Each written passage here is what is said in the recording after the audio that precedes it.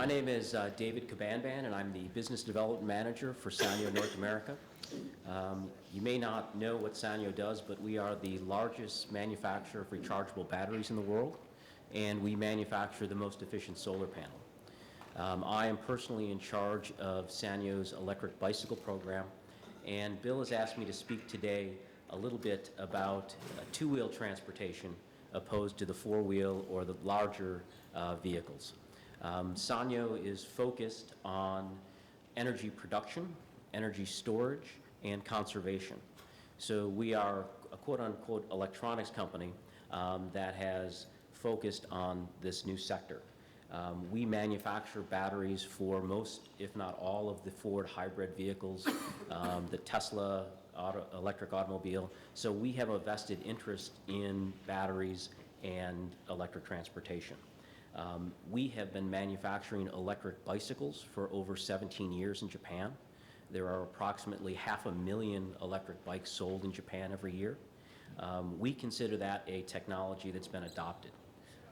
We have not been able to figure out the equation here in the United States, and I'm going to touch on some of the issues why bicycles and electric bicycles haven't been adopted. But before I get started, can I see a hands on who is here today? Can I see who's a government official or within the government?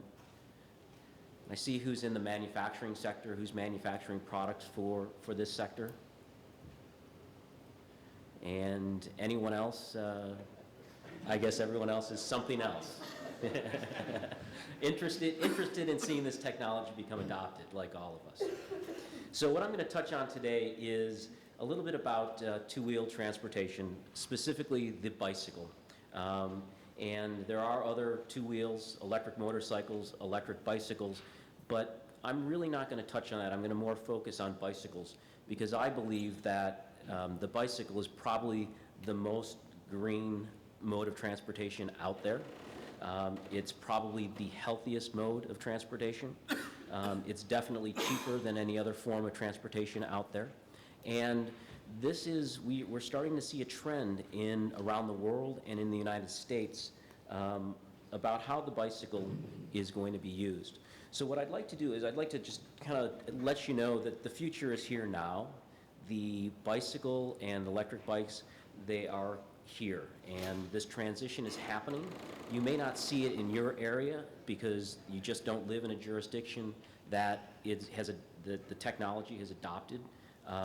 So what I'm going to talk about today, and I'm going to show you a couple of videos, I'm going to see Plan B. And when I say that, I'm going to show you examples of around the world where this technology of the bicycle has been either adopted or readopted. Plan, I'm going to show you some of the tools that I've come across that can help communities plan for their bicycle infrastructure. And B is, it's basically talking about the fact that we have to have action. People need to start realizing that these technologies are here for us to use now. I used to be the kind of person that talked about things. As business development manager, I talk about a lot of new ideas. I'm the idea guy within an electronics company. And what I got sick and tired of doing was just talking about it. So actually doing these things is what I'm going to be asking you to do at the end of my presentation.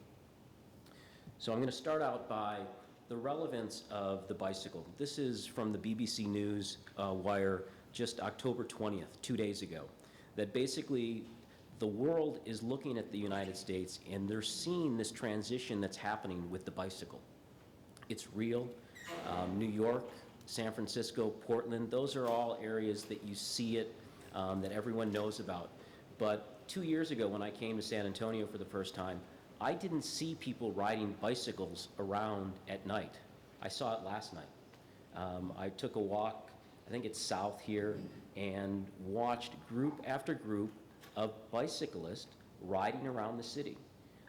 It looked like they were doing it for recreation and socialization, but those are the same people that are going to take the first step and start riding their bikes to work 1 day, 2 days, 3 days, and they're going to start to see the benefits.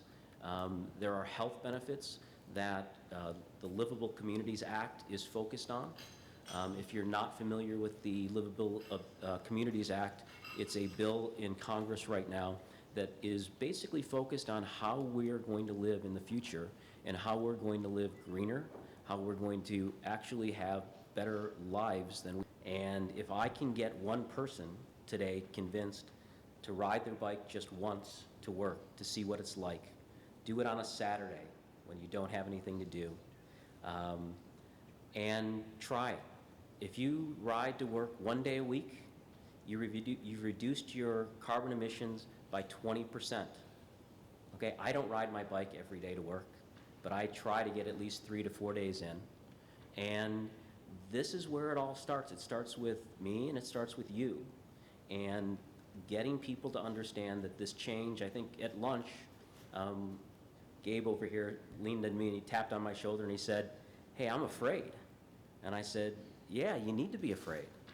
And because if you sugarcoat everything, it's like raising your kids. You don't want to tell them, that everything's going to be rosy, because it's not.